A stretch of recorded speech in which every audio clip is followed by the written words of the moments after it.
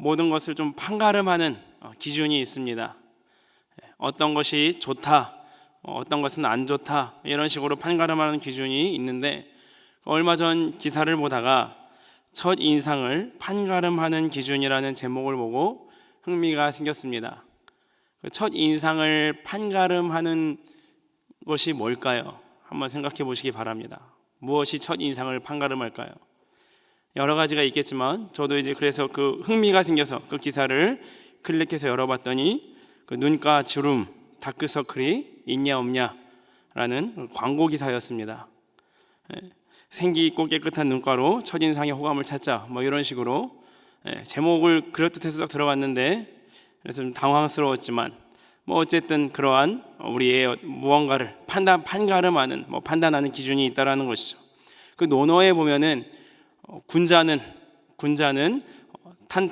탄탕탕이고 또한 소인은 장척척이라라는 말이 있습니다. 무슨 말이냐면 군자는 뭘 해도 마음이 너그럽고 평탄한데 소인은 언제나 늘 근심에 쌓여 있다, 이런 식으로 그 군자와 소인의 어떤 기준을 나누는, 여러 가지로 많이 나누죠. 그런 것과 같이 이 세상 안에도 판가름하는 기준이 있다는 것을 우리는 알 수 있습니다. 그런데 중요한 것은 신앙의 세계에서도 판가름하는 기준이 있다는 겁니다. 무엇을 판가름하느냐? 하나님의 자녀인가 아니면 마귀의 자녀인가? 이러한 판가름이 분명하게 존재한다는 것이 오늘 요한일서에서 하시는 말씀입니다. 우리가 분명히 알 것이 뭐냐면, 요한일서를 제 차례 때는 계속 강의를 하면서 요한일서를 나누고 있는데, 요한일서 1장에서 말씀하시는 요한일서 전체가 그 목적이 무엇이라고 하였습니까? 하나님과 우리 주 예수 그리스도와의 사귐을 깊이 누리는 비결이라고 하였습니다. 하나님과 우리 주 예수 그리스도 안에서 어떻게 하면 깊이 그분과의 사귐을 누리며 그 안에서 온갖 기쁨과 감사와 평안과 사랑을 누릴까? 거기에 대한 비결이 바로 요한일서 기록 목적인데, 특별히 오늘은 어떻게 그럼 우리가 하나님과 우리 주 예수님과의 깊은 사귐을 누릴까? 이러한 시점으로 우리가 봐야 된다는 겁니다. 그러한 가운데 10절에서 그 하나님의 자녀들과 그 마귀의 자녀들에 대한 대조를 나타내고 있다는 겁니다. 그럼 왜 누가 하나님의 자녀고 누가 마귀의 자녀입니까? 성경을 보니까 무릇 의를 행하지 아니하는 자나 또는 그 형제를 사랑하지 아니하는 자는 하나님께 속하지 않았다라고 분명히 선언하십니다. 의를 행하지 않는 자나 이 형제를 사랑하지 아니하는 자는 하나님께 속하지 아니하였는데, 하나님께 속하지 않았다는 것은 누구에게 속했다라는 거예요? 마귀에게 속했다라는 거예요. 반면 그렇기 때문에 의를 행하고 형제를 사랑하는 자는 누구에게 속했느냐? 하나님께 속한 자, 하나님의 자녀라는 것입니다. 여기서 알 수 있는 것은 뭐냐면, 의를 행하고 형제를 사랑하는 것이 하나님의 자녀인지 마귀의 자녀인지를 판가름하는 큰 기준이라는 것을 우리는 분명히 알아야 합니다. 그렇기 때문에 의를 행하고 형제를 사랑하는 문제가 해도 되고 안 해도 되는, 혹은 신앙의 어떤 수준을 나타내는 게 아니라 신앙의 정체성이라는 거예요. 우리가 이것을 분명히 알아야 될 줄로 믿습니다. 따라서 우리 공동체 가운데, 혹은 우리 가정 가운데, 혹은 내가 속한 모든 공동체 가운데 마땅한 사랑이 나타나지 않거나, 정말 우리 구주 예수 그리스도를 닮은 그 의를 닮음이, 그 의를 행함이 나타나지 않는 부분에 대해서 우리는 반드시 경계하고 이것을 위하여 기도하고 다시 결단하여서 우리 구주 예수 그리스도의 그러하신 것 같이 우리가 사랑하는 삶을 살아야 된다는 겁니다. 성경은 서로 사랑하는 것이 처음부터 들은 소식이라고 말씀하고 있습니다. 처음부터 들었다라는 것은 무엇을 말씀하실까요? 처음부터 끝까지 우리 하나님께서 우리 인생에게 요구하시는 것이 바로 사랑이라는 겁니다. 사랑. 먼저는 하나님을 마음과 뜻과 정성을 다하여 사랑하고, 또한 이와 같이 내 이웃을 내 몸과 같이 사랑하라. 우리 예수님께서 분명하게 말씀하셨어요. 이것이 율법이요 선지자요 모든 강령이라는 거예요. 이것이 핵심이라는 것이죠. 그런데 이렇게 말씀하신 이후에 구약의 한 인물을 언급합니다. 누굽니까? 가인입니다. 가인이 누굽니까?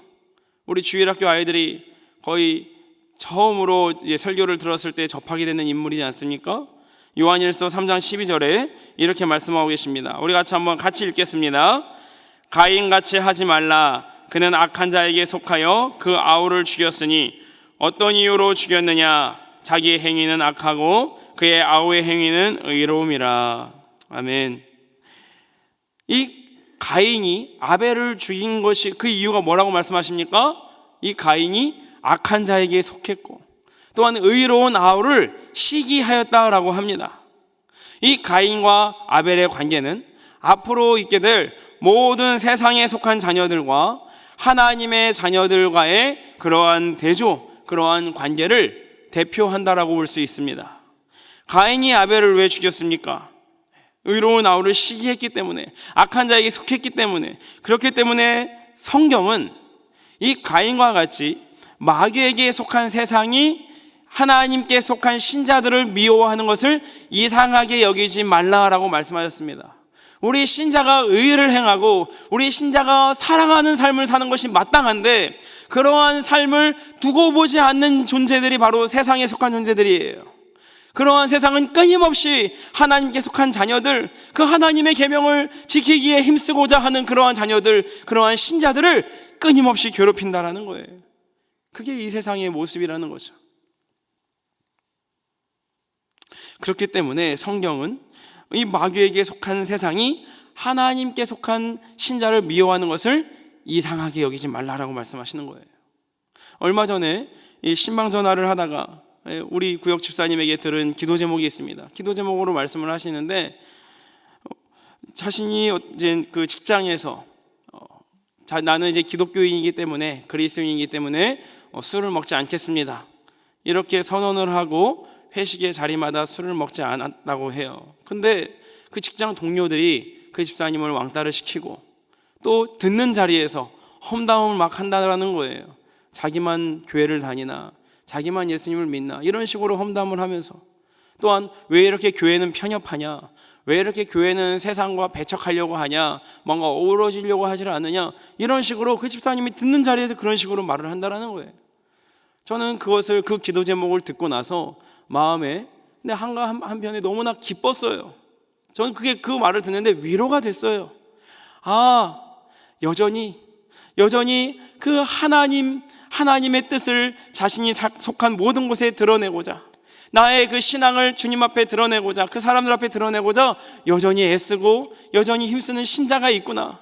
하나님 감사합니다. 이런 마음이 들었어요. 그래서 그 마음을 우리 집사님에게 전달을 하고 기도를 해주겠다고 이렇게 꼭 기도를 같이 하고, 그러한 가운데 이 믿음의 선한 싸움에서 승리하시라고 계속 권면을 하였습니다. 이와 같이 세상은 우리 하나님의 자녀들을 유별나게 보고 우리 하나님의 자녀들을 핍박하는 거예요. 미워하고 있어요.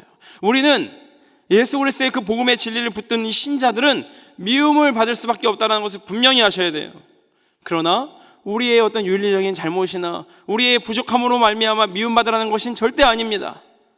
우리는 예수 그리스도의 이름 한 번만으로, 그것만으로 우리는 이 세상의 미움을 받고 이 세상과의 다름이 나타나야 된다는 거예요.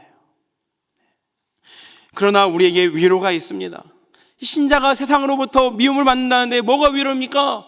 라고 하겠지만 성경에서는 분명히 말씀하시기를 하나님께 속한 신자와 마귀에게 속한 자들은 그 운명이 완전히 다르다는 겁니다.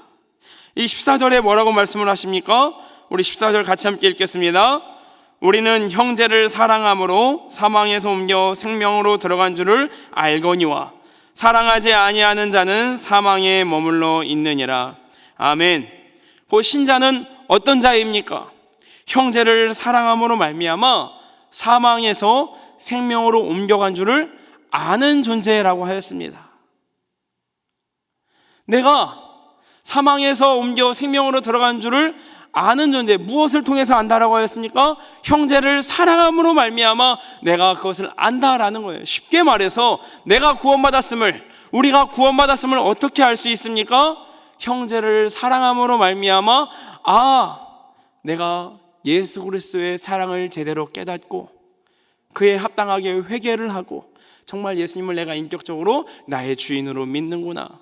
나의 구원의 확신은 나의 옆 사람이 해주는 것이 아니라, 다른 어떤 이가 판단해 주는 것이 아니라, 나의 삶 가운데 의를 행하고 나의 삶 가운데 그 사랑이 나타나는 삶을 삶으로 말미암아 내가 하나님의 사랑을 아는구나, 내가 예수 그리스도의 사랑을 아는구나, 내가 구원받은 존재이구나, 이것이 우리로 하여금 담대하게 한다라는 거예요.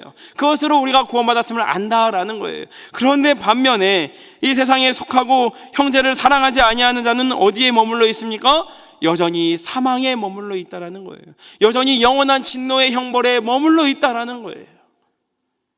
이렇게 하나님의 자녀와 마귀에게 속한 자녀들의 운명이 판이하게 다르다라는 것을 우리는 분명히 알아야 될 줄로 믿습니다. 따라서 신자는 어떤 자냐? 세상으로부터 미움을 받지만 끊임없이 우리 구주께서 행하신 대로, 우리 구주께서 걸어가신 대로 의를 행하기에 힘쓰고 사랑하기에 힘쓰는, 그 사랑이 나의 삶 가운데 전반적으로 다 나타나지기를 간절히 소망하고 간절히 힘쓰는 그러한 존재입니다.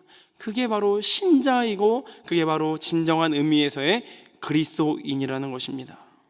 그것으로 우리가 우리의 믿음을 확증할 수 있다는 거예요. 그게 증거라는 거예요. 이렇게 말하는 분도 있을 것입니다. 알아요. 이 사랑을 해야 되는 게 압니다. 아는데 쉽지가 않아요. 내 안에서 올라오는 그 울분이 갑자기 솟아 나올 때도 있고, 저 사람은 나를 사랑하지도 않는데 내가 저 사람을 먼저 사랑해야 되는 것도 억울하고 너무나 괴롭고 어렵습니다. 힘듭니다. 이렇게 고백하시는 분들도 있을 거예요. 제가 청년회장으로 섬길 때 이런 일이 있었습니다. 한 50여 명의 청년들이 있었는데, 어렸을 때부터 그 교회를 다니면서 청년이 됐던 지체들이 한 80%가 되었었어요. 근데 이제 새 가족이나 온 지 얼마 안 되는 청년들, 그 청년들이 이렇게 있는데 늘 그들이 혼자 앉아 있고 늘 그들이 밥도 막 혼자 먹고 그런 식으로 되는 거예요.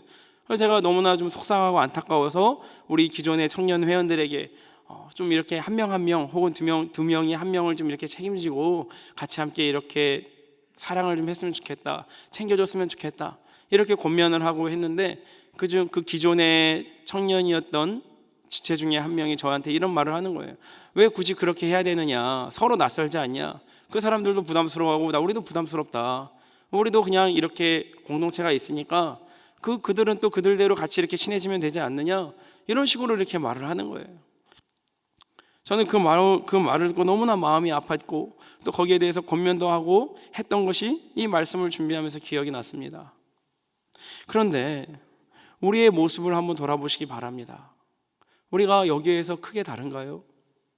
내가 편한 관계, 나와 나에게 어떤 유익을 주는 관계만을 추구하는 모습이 우리 가운데 있지 않습니까? 물론 나와 잘 맞고 말도 잘 통하는 상대, 그리고 뭔가 나를 유익하게 하는 그런 상대를 사랑하는 것은 어렵지 않아요. 그들과 함께 얘기도 하고 그들과 함께 대화하고 교제하는 것 어렵지 않습니다. 그런데 나와 맞지도 않고 이 사람이 나에게 어떤 이익도 줄 것 같지도 않고 때로는 이 사람과 갈등도 있고 성격도 너무나도 안 맞는 그러한 사람을 사랑하고 품는 것은 정말 어렵죠. 아니요, 세상의 기준으로 봤을 땐 불가능한 거예요. 세상의 입장에서 봤을 땐 가치 없는 일이죠. 왜 굳이 내가 그 사람을 위해서 감정 노동을 해야 되느냐, 이렇게 생각하는 게 이 세상의 논리라는 거예요. 그러나 우리 신자는 그런 존재가 아닙니다. 우리 예수님을 믿는 사람은 그래서는 안 된다라는 거예요. 나와 편한 사람, 나에게 맞는 사람만 만나고 그러는 것은 그리스도인에게 결코 어울리지 않는다라는 거예요. 왜냐? 우리 오늘 이 말씀에서 16절 함께 같이 읽겠습니다. 그가 우리를 위하여 목숨을 버리셨으니 우리가 이로써 사랑을 알고 우리도 형제들을 위하여 목숨을 버리는 것이 마땅하니라. 아멘. 그가 우리를 위하여 목숨을 버리셨으니, 우리 구주 예수 그리스도께서, 내가 주인이라고 말하고 내가 주인이라고 부르고 믿는 그 예수님께서 우리를 위하여 목숨을 버리셨으니 우리도 이와 같이 서로를 위하여 목숨을 버리는 것이 마땅하니라. 이게 신자가 이유 불문하고 사랑해야 될 이유이자 결론입니다. 우리 가운데 관계가 피곤하신 분들 있을 거예요. 교회에서는 사랑을 말하지만 사랑을 하지 않아요. 또 나 또한 여러 가지 관계에 상처를 받았어요. 이런 분들도 분명히 있을 거예요. 그러나 그럼에도 불구하고 우리가 사랑해야 되는 이유가 무엇입니까? 다른 사람들에게 내가 뭐 어떤 많은 사랑을 받아서가 아니에요. 우리 구주께서 우리를 위하여 목숨을 버리셨으니 그 이유가 처음이자 마지막의 이유이며 결론인 것입니다. 우리 구주께서 우리를 위하여 목숨을 버리셨다는 사실을, 이게 어떤 의미가 있는지 묵상해 보시기 바랍니다. 저는 생각하면 생각할수록 기도를 하면서 또 말씀을 보면서 하나님의 사랑과 우리 구주 예수 그리스도의 십자가를 바라보고 생각할 때마다 드는 마음이 있어요. 하나님의 사랑을 깊이 깨달아가는 가운데 하나님께서 하나님의 사랑이 이렇게 크구나, 하나님의 은혜가 이렇게 거대하구나라는 걸 깨달아가는 동시에 나의 비참함과 나의 죄악의 크기가 깨달아진다라는 거예요. 뭔가 내가 하나님의 은혜를 조금 알았을 때에는 나도 좀 괜찮은 사람인 줄 알았어요. 나도 뭔가 좀 이 정도면 사회에서 뭔가 사랑받을 만하구나 생각을 했었어요. 그러나 하나님께서 어마어마하게 크시고 하나님의 은혜와 사랑이, 나를 품어주신 하나님이 얼마나 큰 희생을 치르셨고 얼마나 거대하시고 위대하신 사랑을 나에게 보여주셨는가, 이걸 깨달아가면 갈수록 내가 얼마나 하나님 앞에 패역한 존재였는가, 내가 얼마나 하나님을 배역하였는가, 그것을 깨달아간다라는 거예요. 에베소서 2장에서 뭐라고 말씀하십니까? 우리가 예수님을 믿기 전에 상태가 어떤 상태였습니까? 죄와 허물로 죽었던 상태예요. 그 당시 이 세상 풍조를 따랐던 존재이고, 또한 공중권세 잡은 마귀를 아비라고 부르면서 따라다니고 결국에는 영원한 멸망을 받게 될 진노의 자식이었다라는 거예요. 아무런 가치가 없어요. 끊임없이 하나님을 배역하고 나 자신을 위하여서 우상을 만들어서 섬겼던 그렇게 패역한 존재가 바로 나였고 우리였다라는 거예요. 그러나 우리를 그러한 멸망으로 내버려 두지 않으시고 우리를 불쌍히 여겨주셔서 우리 하나님께서 그 원대한 구원 계획을 세우시고 하나님의 아들 우리 구주 예수 그리스도를 이 땅에 보내주심으로 말미암아 그 예수님께서 우리를 위하여 십자가를 치시고 죽어주셨잖아요. 그 목숨을 아끼지 아니하시고 우리를 위하여서 죽어주시고 3일 만에 살아나심으로 말미암아 죄와 죽음의 권세를 깨뜨리시고 우리에게 영원한 생명을 선물로 주셨다라는 거예요.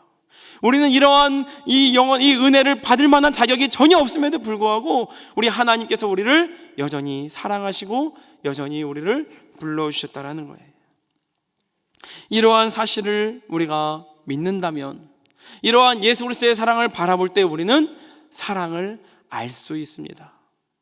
여기 앉아 계신 정말 예수님을 믿는 우리 신자분들은 절대 사랑을 모른다라고 할 수가 없어요. 우리는 예수 그리스도의 십자가를 바라볼 때마다 사랑을 안다라는 거죠. 나는 사랑받지 못했어요. 나의 가정 환경, 나는 부모로부터 친구로부터 어떤 사랑도 받지 못했어요. 그럼 내가 어떻게 누구를 사랑합니까? 그럼 내가 누구를 챙겨줄 수 있겠습니까? 아니라는 거예요. 이미 예수님을 믿고 하나님으로부터 그 크신 은혜와 사랑을 받은 존재는 하나님으로부터 어마어마한 사랑을 받았기에 이제는 사랑하는 자로 서는 것이 신자의 진짜 정말 진실된 신자의 모습이라는 거예요. 어떤 것도 용서하지 못할 것도 없고 어떤 것도 사랑하지 못할 것이 없다라는 거예요.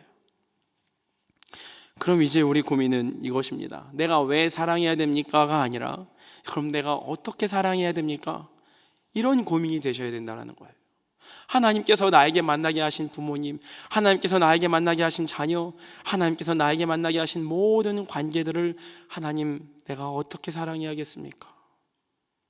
어떻게 내가 그들을 섬겨야겠습니까? 여기에 17절에서 18절 이렇게 말씀을 하십니다. 우리 같이 함께 17절 18절 읽겠습니다. 누가 이 세상의 재물을 가지고 형제의 궁핍함을 보고도 도와줄 마음을 닫으면 하나님의 사랑이 어찌 그 속에 거하겠느냐. 자녀들아, 우리가 말과 혀로만 사랑하지 말고 행함과 진실함으로 하자. 아멘. 성경은 마음속으로만의 사랑을 요구하지 않습니다. 사랑은 보이는 거예요. 말과 혀로만 사랑하지 말고 행함과 진실함으로 하라. 제가 이것을 우리 자녀들에게 많이 사용합니다. 아빠, 엄마 사랑해요 라고 말을 하는데 지갑을 열라고 하면은 얼굴에 회색이 짙습니다. 그래서 일부러 저희는 한 달에 한 번이나 그 친구들이 모아놓은 것을 가지고 부모님에게 대접하라고 짜장면이라도 외식하면서 니네가 그것이 너희가 부모님을 사랑하는 증거다. 물질 있는 곳에 마음이 있다고. 물론 아까워하지만 그럼에도 사랑한다라고 하면서 그렇게 섬깁니다. 여기에 이 세상의 재물의 올바른 쓰임새가 나옵니다. 우리 방금 나의 생명 드리니 그 찬양 올려드린 것처럼 나의 재물을 하나님께 올려드리니 하나님의 영광을 위하여 사용하소서, 이 고백과 같이 이 세상의 재물, 하나님께서 우리에게 주시고 하나님께서 우리에게 벌게 하신 모든 재물들은 누구를 위하여 사용하는 것이냐? 나만을 위하여, 나의 어떤 정욕을 위하여 사용하는 것이 아니라 하나님께서 만나게 하신 모든 영혼들을 위하여, 하나님의 영광을 위하여서 이 모든 것을 다 써야 한다는 거예요. 하나님, 나의 모든 것 다 받아주시옵소서. 하나님, 나의 시간을 받아주시고, 하나님, 나의 몸, 나의 어떤 헌신 다 받아주세요. 근데 재물은 좀 하는 그러한 마음이 있는 분들이 간혹 있지만 아니라는 거예요. 모든 것이 다 하나님의 것임을 분명하게 우리가 안다면 우리의 시간과 우리의 물질과 우리의 모든 것이 다 하나님께서 주이신 것을 우리는 분명히 인정하셔야 된다는 거예요. 그렇다고 해서 어떤 자신을 위하여 투자하는 것이 나쁘다는 게 결코 아닙니다. 돈을 모아서 집을 살 수도 있고 좋은 음식을 먹을 수도 있고 나의 어떤 취미에 투자할 수도 있다는 거예요. 그런데 중요한 것은 나의 삶의 전반적인 목적이 어디를 향해 있느냐라는 거예요. 나의 삶의 전반적인 목적, 나의 재물들의 모든 전반적인 쓰임새의 모든 것들이 하나님의 나라와 그 의를 위하여 정말 이 영혼들을 향하여 그렇게 베푸는 데 힘쓰고 있는 것인지, 아니면 나와 내 가족만의 그런 안위를 위해서 주되게 사용하는 것인지 우리가 그걸 돌아보셔야 된다는 거예요. 가계부를 쓰신다면 그걸 한번 봐주세요. 무엇을 그렇게 한 달에 지출을 많이 했는지, 얼마나 내가 정말 하나님께서 나에게 만나게 해주신 영혼들을 위하여 베풀기를 힘썼고 내가 얼마나 주님 안에서의 사랑을 내놨는지 우리가 그것을 한번 돌아보기를 원합니다. 우리의 진짜 기쁨이 뭐냐? 나의 재물의 쓰임으로 말미암아 하나님의 사랑과 하나님의 영광이 나타나는 것을 기뻐해야 돼요. 누군가가 나로 말미암아 하나님 감사합니다, 저 사람을 통하여 나의 어려움을 신원하여 주시고 기억하게 하심을 감사합니다. 이것이 그 신자의 최고의 기쁨 아니겠습니까? 나로 인하여 누군가가 부욕해 되고 누군가가 하나님께 영광을 올려드린다면 정말 얼마나 행복합니까? 밥을 안 먹어도 배부를 것 같아요. 지금은 돌아가신 제 아버지는 이제 목회자셨습니다.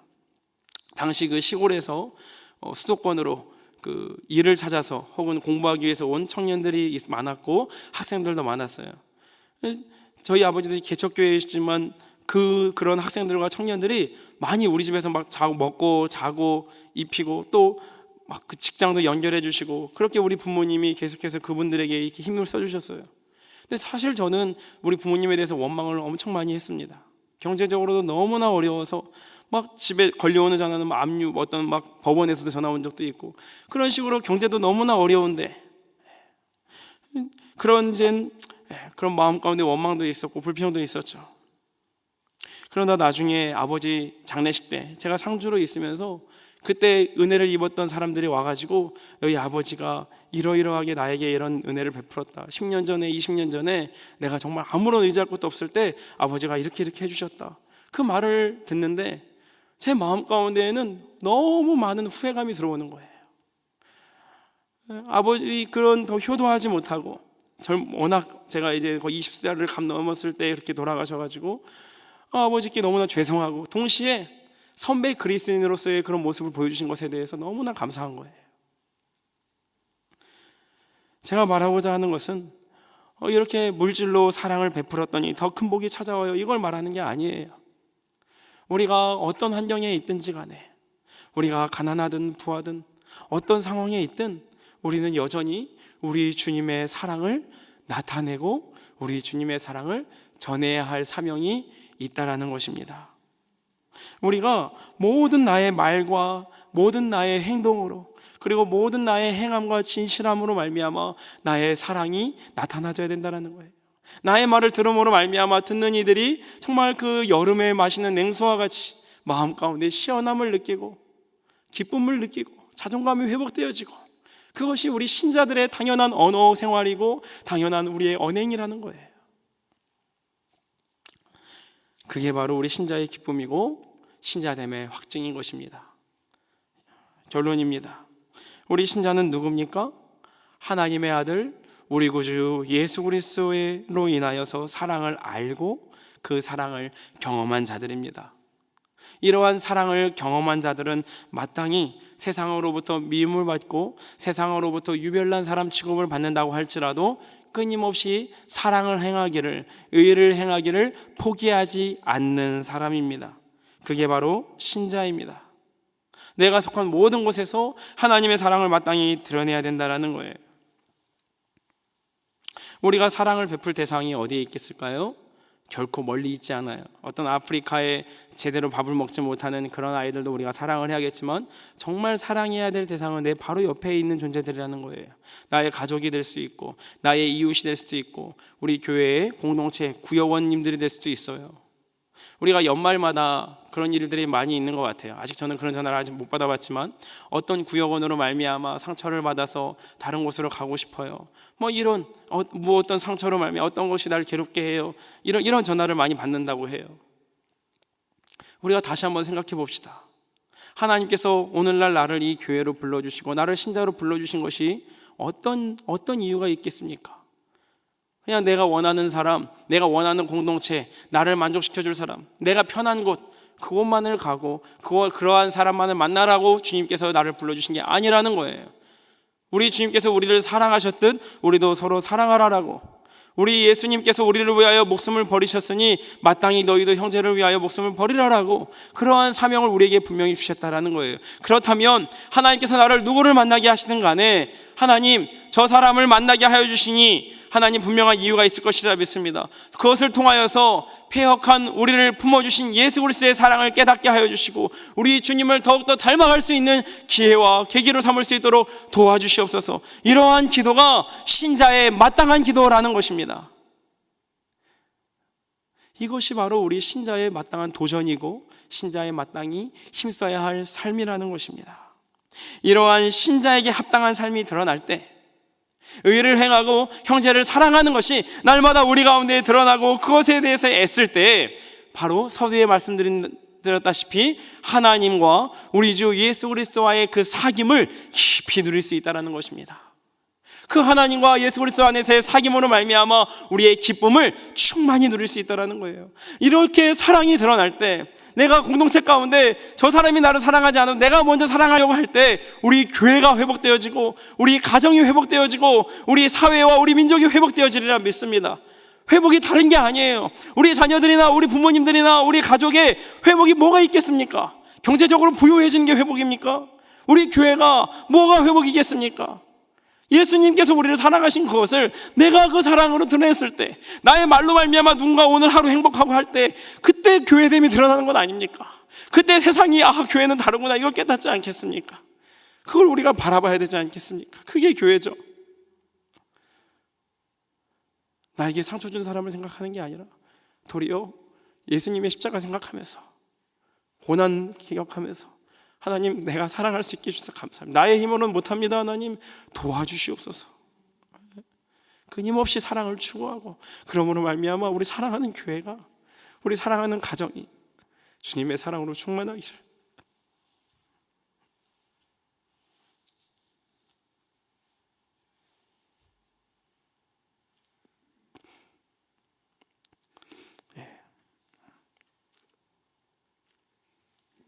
주님의 사랑하기를 결단하고 도전하는 저와 우리 신자들 되기를 소망합니다. 기도하겠습니다. 하나님 아버지, 은혜와 사랑 감사합니다. 하나님, 우리 예수님께서 우리를 위하여 목숨을 버리셨습니다. 그러한 사랑을 받은 존재로서 우리가 마땅히 사랑하게 하여 주시옵소서. 내가 받고 내가 어려운 상처나 그런 것들을 기억하지 않고 나 때문에 상처받고 고통당하시고 죽으신 예수님 기억함으로 말미암아 우리가 우리에 속한 모든 곳에서 사랑하게 하여 주시옵소서. 날마다 땅의 지체를 죽이고 성령의 힘으로, 성령의 능력으로 의를 행하고 사랑하기를 힘쓰는 우리 사랑하는 모든 성도들 될 수 있도록 도와주시옵소서.